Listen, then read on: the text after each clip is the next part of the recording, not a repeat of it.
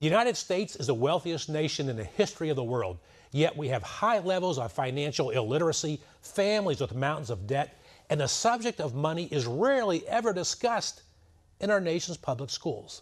It's an important subject, and my next guest is trying to do something about it.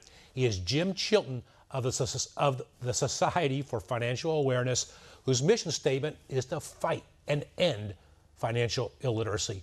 Jim, welcome to the program. Tell us exactly how bad financial illiteracy in America is, please. Well, basically, it's not identified. We have so many problems when we step back and look at where our country is today. I mean, it's a mess. And the big thing that struck me, I have 5 children here in San Diego, and my kids all went to the #1 school district in California, the Poway Unified School District.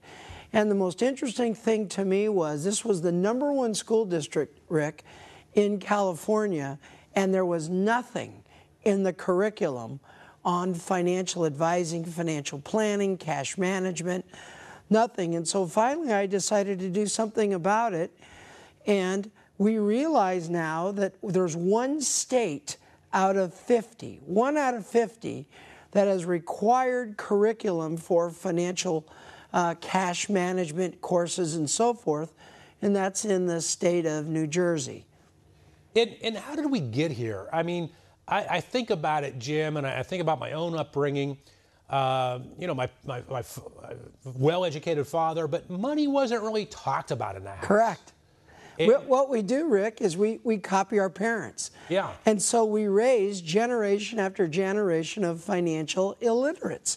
It's not a matter of these kids not being bright. It's we don't teach it in the schools. So we copy our parents. They copied it from their parents. Those folks really never sat down and spent time with their kids on the basic requirements of cash management.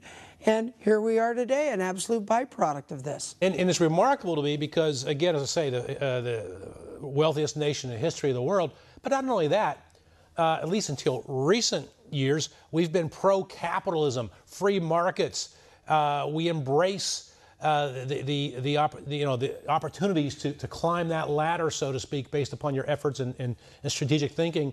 And this just seems to contradict that whole value system. Totally. Or we're a nation of spenders. Yet, if we were to get in a car, Rick, and say to go to a family reunion in Kansas, and we've never been there, we wouldn't dare think of not taking a map or a GPS, something that would identify where we're currently at and where we're headed to, so we wouldn't get lost. Yet, do you realize that in this country we have less than 3% of Americans that have any kind of a written roadmap, a written financial plan dealing with their protection, their retirement, their investing, their taxes, their estate planning? It's debt. And I mean, it's how to cope with debt. And so most people are embarrassed by that, so they don't go into the areas of dealing with it. And it's a mess. And of course, the government doesn't set any sort of example for the people. Jim, in less than 30, 40 seconds, give us an example of how it is that your organization is some bullet points of what you're doing to end financial illiteracy in America. Very good. What we do is pro bono workshops. Our membership is our only funding is our member dues, and our individuals, our members, are financial advisors, estate planning attorneys, accountants, realtors, mortgage brokers. And what we do is we go into churches and companies and organizations providing at no cost workshops that are educational, informational, and our role is to embolden the seminar attendees to start to take control of their finances and go from there. It sounds like a grassroots effort. I love it as I say, at churches, schools, etc. Your website is? www.sofausa.org. Anyone wants to bring one of these programs to their community, I'm sure they can learn how to do so there. Jim Chilton, an important subject, not often talked about as we discussed. I'm an advocate for what you're doing.